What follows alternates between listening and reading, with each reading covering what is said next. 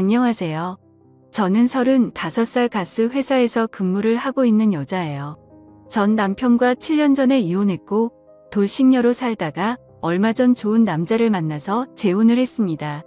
현재 남편과는 동갑으로 몇 년간 저희에게 가스를 납품받는 거래처 식당 사장님이었어요.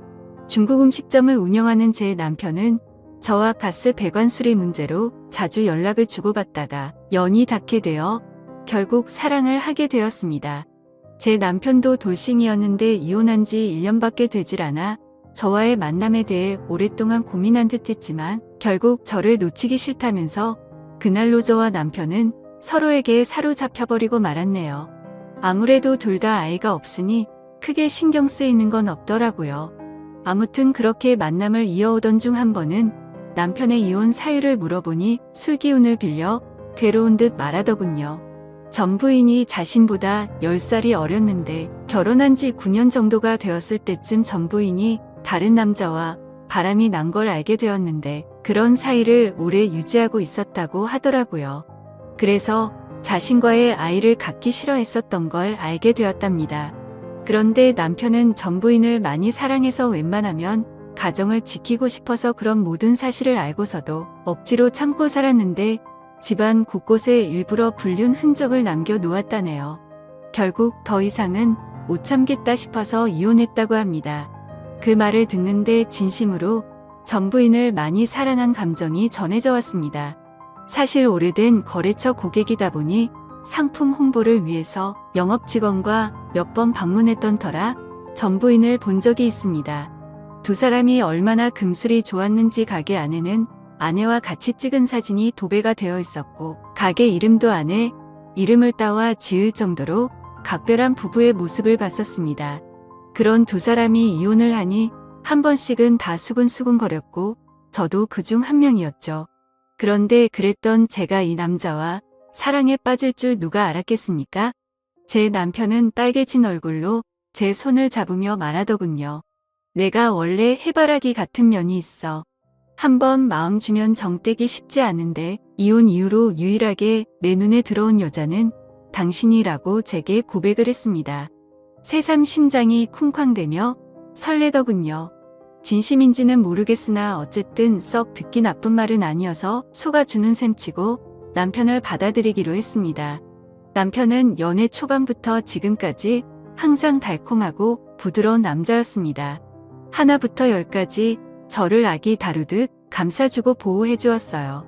아마도 어린 여자와 살았기 때문에 이런 습관이 몸에 익었나 보다 했죠.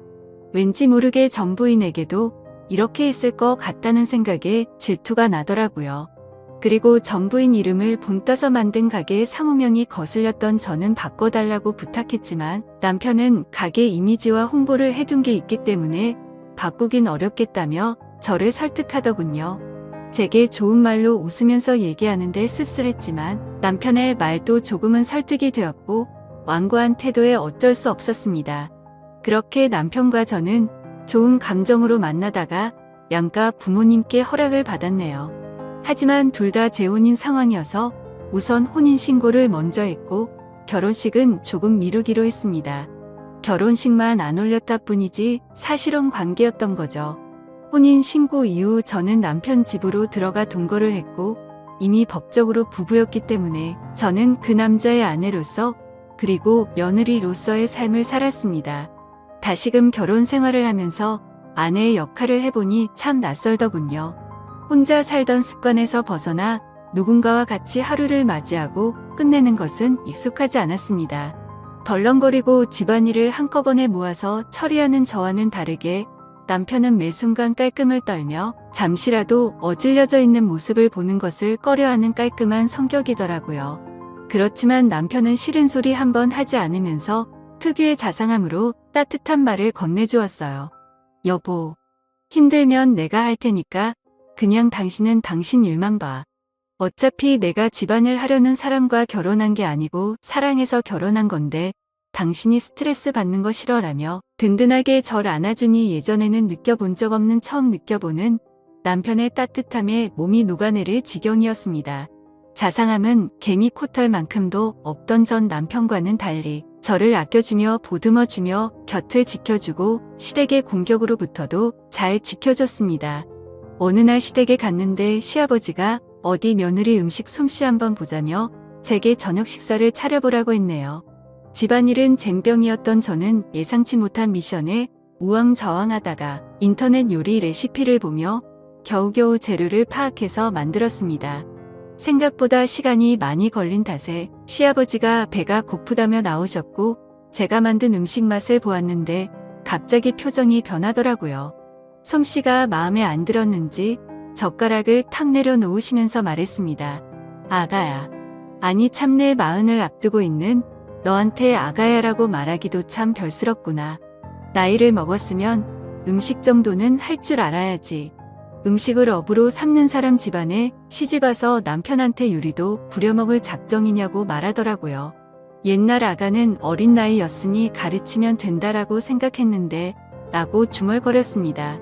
그러자 옆에서 시어머니가 시아버지에게 눈치를 주었지만 시아버지는 아랑곳 않고 제 면전에 대고 계속 나이이기로 제 상처를 후벼파면서 상처가 되는 말들을 쏟아내시더라고요. 그걸 보다 못해 남편이 한마디 하더군요. 그만하세요, 아버지. 제 아내 앞에서 하실 말씀은 아니잖아요. 어딜 그딴 여자랑 제 아내를 비교하세요? 아버지께서 2번 다시 이런 말씀하시면 앞으로 다시는 찾아오지 않을 겁니다. 라며 통쾌한 사이다를 날려주었는데 얼마나 고맙던지요. 저런 아버지 밑에서 어떻게 우리 남편 같은 아들이 태어났는지 그야말로 놀랄 노자였습니다. 남편이 이렇게 나오니 저도 더 잘해야지 하는 마음이 커지더라고요. 전 남편과의 이혼 사유가 시댁과의 갈등이었던지라 재발 방지 차원으로 저는 긴장을 늦추지 않고 건성으로나마 그냥 아버님 성격을 내내 맞춰드렸습니다. 어색한 분위기 속에서 저녁 식사를 마친 후 어머니는 틀어져 버린 부자 사이가 마음에 쓰이셨는지 술상을 봐오셨습니다. 시아버지와 남편은 잔을 주고받으며 얘기를 나눴고 저는 시어머니와 부엌에서 과일을 먹으며 얘기를 하던 도중 깜짝 놀랐습니다. 사실은 얼마 전 맏며느리였던 아이가 우리를 찾아오지 않았겠니? 라고 말하더라고요. 다시 우리 아들이랑 합치고 싶다면서 도와달라고 무릎까지 꿇고 간절하게 말했답니다. 시아버지가 맏며느리를 싹싹하고 애교가 많아서 많이 예뻐했었다고 말하시더군요. 그러면서 시어머니는 바람난 며느리 난 그렇게 용서가 안 되는데 니네 시아버지는 전혀 아랑치 않고 사람은 누구나 실수할 수 있는 법이라며 달래기 바쁘더라고 라고 시어머니께서 기띔을 해주시는데 어쩐지 식사 내내 저와 그 여자를 비교를 했던 거구나 싶었네요. 황당하고 불쾌해서 귀가 더러워지는 기분이었습니다. 바람은 실수고 음식 솜씨는 실수라고 봐주시기 어려웠던 건지 벼랑간 바람난 며느리 뭐 예쁘다고 비교질 해대나 싶었는데 이미 전 며느리의 수잣질이 깔려 있었던 겁니다. 밤이 깊어가자 시부모님은 자고 가라고 제안하셨습니다만 저는 시아버지가 거북했죠. 그래서 저는 남편과 함께 집에 가겠다며 단칼에 거절했습니다. 저는 취한 남편을 대신해서 운전대를 잡았고 시부모님께 인사를 드린 후 차를 출발시키고 한참 주행하고 있는데 갑자기 남편이 속이 울렁거린다며 차를 잠시 세워보라고 하더군요. 남편은 내리자마자 속을 비워냈고 목이 마르다며 등을 두드리고 있던 제게 건너편 편의점에서 물 좀 사다 달라고 부탁했습니다. 저는 알겠다고 잠깐만 기다려보라고 말하고 편의점으로 가기 위해 파란불에 건널목을 건너던 찰나 브레이크를 밟는 소리와 동시에 그 자리에서 쓰러지고 말았습니다. 하필 신호를 지키지 않았던 차에 교통사고를 당하고 말았던 거죠. 남편은 술이 확 깼는지 놀라서 달려왔고 쓰러진 저는 병원에 실려가 온갖 검사를 마친 후에 입원을 하게 되었습니다. 의사 선생님께서는 다행히 심각한 건 아니지만 인대 쪽에 문제가 생겨 당분간 다리를 쓰긴 어렵다고 말하더군요. 답답해도 나중에 고생하지 않으려면 몇 달간만 잘 참으라고 했습니다. 그렇게 친정 시댁 식구들은 제가 교통사고를 당했다는 소리에 한달음에 달려오셨고 남편은 다 본인 탓이라며 그때 아내한테 물 심부름만 시키지 않았으면 교통사고 나지 않았을 거라고 울면서 자책했습니다. 저는 오히려 그런 남편을 위로하며 나 괜찮다고 너무 걱정하지 말라고 얘기해 주었네요.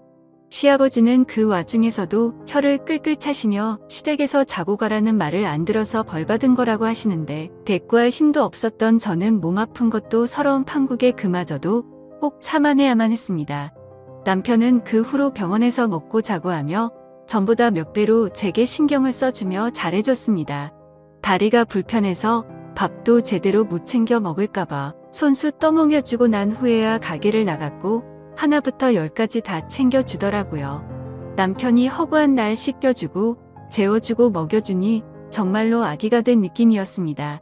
저는 보험 때문에 우인실에 입원했는데 주위 사람들이 하나같이 신랑 너무 잘 만났다며 부러움을 샀어요. 일도 안 가고 남편과 깨소금을 풍기며 같이 있으니 오히려 더 행복한 나날이었습니다. 그러던 찰나 어느 날 남편이 퇴근을 하고 찾아와서 무거운 얼굴로 저를 바라보았습니다. 여보, 나 사실은 요새 가게 매출이 많이 떨어져서 지방에 계신 스승님을 좀 찾아 배워야 할 것 같아. 가서 신메뉴 개발 조언도 좀 얻고 여러 가지 방안도 연구할 겸 한 일주일 동안은 다녀와야 할 것 같은데 어떡하지? 그 말에 조금은 서운했지만 내색하지 않고 괜찮다고 잘 다녀오라고 했습니다. 어느 정도 다리도 많이 나았고 목발 쓰면 거동도 할 만하다고 애써 웃어 보였어요. 남편은 제가 맘이 쓰였는지 떠나간 일주일 동안 저를 돌봐줄 친정엄마에게 용돈을 챙겨드렸고 의사와 간호사 선생님께도 잘 좀 봐달라는 얘기를 남겨 일주일 동안 출장을 가게 되었습니다. 매일같이 붙어있던 남편이 있다가 없으니까 허전하더라고요. 주위에 같이 입원한 환자들도 하나같이 신랑은 어디 갔냐고 찾았습니다. 저는 자초지종을 설명하고 틈만 나면 목소리라도 듣고 싶어 전화를 걸었지만 받지를 않았고 몇 분 후 당분간 연락이 어려울 것 같다며 일 다 끝나고 연락하겠다고 제게 장문의 톡만 보내왔습니다. 이해는 하지만 남편의 빈자리가 컸던 저는 기분이 좀 그렇더라고요. 뭐 얼마나 바쁘길래 전화도 제대로 못하나 싶었습니다. 하루 이틀은 그래도 어떻게 버텼는데 3일 4일이 지나니 정말 보고 싶어서 도저히 못 버틸 지경이었습니다. 제가 이렇게 남편을 사랑하고 있는 줄 짧은 헤어짐으로 알게 되었네요. 그 사이 저는 담당 주치의에게 퇴원을 희망한다고 말을 하였고 의사도 퇴원을 해도 좋다고 허락을 받았습니다. 마침 남편이 돌아오기 하루 전날이라 오전 중 퇴원 수속을 받고 집으로 갔죠. 그런데 뭔가 이상한 기운이 감돌았습니다. 거실에는 너저분하게 쌓여져 있는 병들이랑 캔, 그리고 치워놓지 않은 마른 안주들이랑 널브러져 있었고 부엌에는 반찬통이며 김치통이며 뚜껑이 열려진 상태로 방치되어 있었습니다. 안방에는 침구류가 흩어져 있었고 화장실은 쓰레기들이 굴러다녀 하수구가 막혀서 물조차 제대로 내려가지를 않더라고요. 분명 남편의 성격상 깔끔한 상태로 집안이 잘 정리되고 있을 줄만 알았는데 이게 어찌된 영문인지 알 수가 없었습니다. 저는 저를 케어해 주시던 친정엄마와 함께 역한 냄새를 참아가며 불편한 몸을 이끌고 조금씩 청소를 시작했고 한참 고생을 해서 간신히 집 상태를 되돌려 놓을 수 있었습니다. 저는 석연찮은 마음을 뒤로 한 채 친정엄마를 돌려보냈고 혼자 침대에 누워 내일 올 남편을 깜짝 놀래켜주기 위해 이런저런 이벤트를 생각하고 있었는데 갑자기 새벽 2시쯤 도어락이 열리는 소리가 들리며 누군가가 들어오는 소리가 나더라고요. 잠이 들락말락했던 저는 순간 정신이 확 들었고 숨을 죽이고는 잔뜩 겁을 먹은 채 힘들게 몸을 일으켜 조용히 방문 쪽으로 다가갔습니다. 자기야, 우리 집 이렇게 깨끗하게 청소하고 공원 갔었나? 라는 여자 목소리가 들리더라고요. 문을 살짝 열고 봤더니 그 여자는 몇 년 전 제가 봤던 전 남편의 부인이었습니다. 순간적으로 너무 큰 충격을 받았고 도대체 왜 제 남편이 전 부인과 함께 우리 집으로 들어온 거지라는 생각과 동시에 가슴이 두근대기 시작했었죠. 즉각적으로 안 좋은 예감이 들었습니다. 전 부인이 뺀질나게 시댁에 드나들더니 기어코 우리 남편을 유혹을 했나 싶어 숨이 막히는 기분이었습니다. 남편은 뭔가 꺼림직했는지 주위를 둘러보는 듯 하다가 이내 방을 향해서 오더라고요. 저는 순간적으로 저도 모르게 장롱 속으로 일단 급하게 몸을 숨겼습니다. 이내 안방 불이 켜졌고 그토록 그리웠던 남편이 제 눈앞에 들어오더라고요. 그런데 표정이 너무 어두워져 있었고 제가 알던 남편이 맞는지 의심스러웠습니다. 이내 방을 둘러보더니 촉이 왔는지 어딘가로 전화를 걸더군요. 여보세요. 김미나 환자 보호자 되는 사람인데 혹시 김미나 씨 퇴원했나요? 라고 묻는데 심장이 쿵쾅쿵쾅 떨렸습니다. 남편의 어두운 표정을 보고 있으니 뭔가 제가 죄를 짓고 숨어 있는 건가 싶고 두렵더라고요. 남편은 전화를 끊으며 앞에 있는 전부인한테 말했습니다. 큰일 났어. 아무래도 우리 집 사람 퇴원한 것 같아. 집안 청소 싹 하고 집에 없는 걸 보니 친정에 간 것 같은데 너 이제 돌아가. 그리고 내 뜻대로 일주일 동안 이별 여행 다녀왔으니까 완전히 우린 끝난 거야. 알겠지? 라며 전부인의 어깨를 부여잡더라고요. 순간 판단력이 흐려지며 머리가 새하얗게 멍해졌습니다. 이별 여행? 이게 무슨 말인가요? 이별 여행이라니요. 다들 생각하듯이 남편은 일주일 동안 지방에 있는 스승님께 간다는 말은 거짓말이었습니다. 사실은 전부인하고 일주일 동안 이별 여행을 갔다가 왔던 거였죠. 그것도 교통사고 나서 병원에 입원하고 있던 저를 내팽겨두고 말입니다. 그 말을 듣는데 배신감에 눈물이 나고 손이 부들부들 떨리더군요. 믿었던 남편의 배신의 치가 떨렸습니다. 남편의 전부인. 아니죠. 남편의 상간녀는 남편에게 안기며 말하더군요. 오늘 하루만 더 자기랑 같이 있었으면 했는데 도움을 안 주네. 어쨌든 고마워 자기야. 내 부탁 들어줘서. 자기한테 미련이 남아서 예전 시댁에도 찾아가고 그랬는데 이걸로 만족할게. 그래도 마지막으로 보냈던 밤들을 영원히 잊지 못할 거야 라며 혼자서 무슨 비련의 여주인공이 된 것 마냥 남편의 곁을 울면서 스쳐 지나가더군요. 남편은 전부인을 밖으로 내보내고 한숨을 내쉰 후에야 제게 전화를 걸었습니다. 그래서 저는 장롱에서 천천히 나갔죠. 그러자 남편은 엄청나게 당황해하면서 말하더라고요. 여보, 언제부터 거기 있었어? 당신이 왜 거기 있는 거야? 라고 심하게 말을 더듬는데 저는 제 휴대폰을 남편에게 확 집어던지고는 울고불며 난리를 쳤습니다. 야, 이 분리수거도 안 되는 쓰레기야. 어떻게 네가 교통사고까지 당한 날 내팽겨치고 전부인이랑 여행을 다녀올 수 있어? 네가 짐승이지 사람이야? 어떻게 네가 나한테 그럴 수가 있어? 라며 숨을 헐떡거리며 울었습니다. 그러자 남편은 가슴 아픈 얼굴로 헐 좋게 저를 위로하며 달래더니 꼭 안아주면서 말하더군요. 미안해. 다 내 잘못이야. 사실 헤어진 전 부인이 당신이랑 만난 지 얼마 안 돼서 계속 나랑 재결합하자고 했었어. 내가 안 통하니까 우리 부모님한테도 찾아갔더라고. 그런데 내가 당신하고 결혼 약속까지 다 했는데 이제 와서 어떻게 배신을 해. 전 부인한테 한참 동안 여러 번 알아듣게 설명했는데 끝끝내 이별 여행 다녀오면 날 놓아주겠다고 하더라고. 그래서 어쩔 수 없이 다녀온 거야. 내가 당신을 사랑하니까 정말로 그 여자랑 다 끝내려고 이별 여행 간 거라고 말했습니다. 이별 여행을 다녀온 것도 다 저희 부부 사이를 위해서라고 합리화시키는데 대꾸할 가치도 없는 멍멍이 소리에 허탈함과 실망감까지 도저히 어떻게 할 수가 없겠더라고요. 어이가 없던 저는 물었습니다. 그럼 집안 꼬라지는 왜 이렇게 어질러 놓은 건데? 설마 나 입원하고 있는 사이 그 여자랑 우리 신혼집에 들어와서 산 거야? 남편은 우물쭈물하다가 한참 고민을 하다가 말하더군요. 원래 전부인이랑 6년간 살았던 곳인데 여기 집 구할 때 전부인 친정에서 돈을 보태줬어. 전부인 귀책 사유로 이혼하게 되면서 나한테 다 넘겼었는데 바람난 남자와 헤어지고 갈 곳이 없다며 찾아왔더라고. 그래서 당신이 입원하고 있는 사이 이 집에서 잠시 있게 해준 거야. 그냥 나도 모르게 좀 불쌍하더라고. 그래서 저는 지금 그걸 말이라고 하냐고 따져 물었습니다. 옛날에 그 여자 집에서 돈 좀 보태줬다는 걸 빌미로 나랑 신혼생활을 하고 있는 이 집에 그 여자를 들여 놓다니 말이 된다고 생각해? 그리고 그것만으로도 용서가 안 되는데 이별 여행까지 갔다니 말이 되냐고. 내가 만약 교통사고 안 났으면 어쩌려고 그랬냐? 이런 걸 보고 하늘이 도왔다고 하는 건가? 나 니들 절대로 용서 못해. 가만두지 않을 거야. 말했죠. 제가 속이 좁은 건지 모르겠지만 이딴 짓을 벌인 남편을 도저히 이해할 수가 없고 용서할 수가 없었습니다. 이별 여행 어디서 그럴듯한 말로 불륜지를 포장하는지 그따위 껌개나 주라 그래요.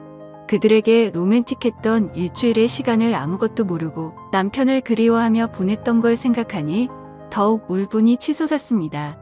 저는 악에 받쳐 소리를 지른 후 남편의 만류를 뿌리치고 자리를 박차고 나와 목발을 짚고 새벽 밤거리를 울면서 걸었네요. 여태 흘린 눈물 모은 것보다 더 펑펑 쏟았던 것 같습니다. 그토록 사랑했던 내 남자의 극단적인 행동에 충격을 받은 저는 친정 집에 머물면서 결국 남편과 하는 시간을 갖자고 했네요. 남편은 틈만 나면 찾아와서 제게 당신이 생각하는 그런 일은 전혀 없었다고 싹싹 비는데 마음이 돌아선 저한테는 남편의 모든 행동이 믿음이 가지 않았습니다. 그러자 남편이 말하더군요. 그 여자랑 끝났다는데 왜 내 말을 믿지를 못해? 당신이 나 없이 살 수 있을 것 같아? 당신이 지금 날 못 믿고 이렇게 헤어지면 지금 나한테 이렇게 대한 걸 후회할 거고 그 여자처럼 날 다시 찾게 될 거야. 왜 여자들은 뻔한 행동을 계속하는지 모르겠네. 당신 나중에 그때 가서는 소용없어. 내 말 명심해. 그 뻔뻔한 말에 있는 정도 다 떨어지더라고요. 저는 결국 이혼을 감행했고 무턱대고 혼인신고를 빨리 한 탓에 빨간 줄만 하나 더 생겨버렸습니다. 남편이 그 이후로 어떻게 살고 있는지는 모르겠네요. 남편이 운영하던 중국집은 주인이 바뀌어 다른 사람이 운영하고 있었습니다. 여전히 예전 부인 이름을 딴 상호만 보면 그날의 충격이 떠올라 심장이 뛰고 기분이 나빠지네요. 어쨌든 저는 짧은 결혼 생활을 끝내고 싱글로서 삶을 살아가는데 역시 싱글의 삶이 제게는 제격이었습니다. 제 인생의 결혼은 2번 다시 없으리라 장담할 수 있어요. 대신 자유로운 연애는 실컷 하고 살게요. 이제는 결혼보다는 연애가 좋은 것 같습니다. 제 사연을 읽어주셔서 감사합니다.